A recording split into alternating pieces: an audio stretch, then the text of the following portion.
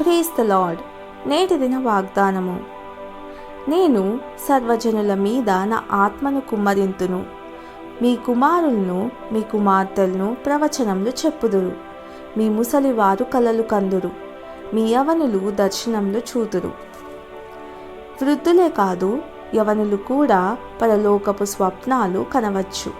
తన అద్వితీయ కుమారుని నామము గణపరచబడాలన్నది మన పరలోకపు తండ్రి స్వప్నం. ప్రభు అయిన యేసు స్వప్నం. ఈ రాజ్య సువార్త సకల జనములకు సాక్షార్థమై లోకమందంతటను ప్రకటింపబడును. అటు తరువాత అంతము వచ్చును.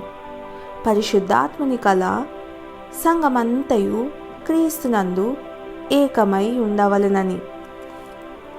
ప్రార్థన.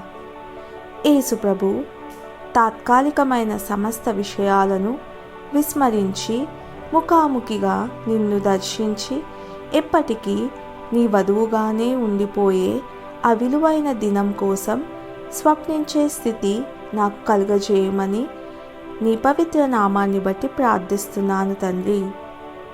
ఆమెన్.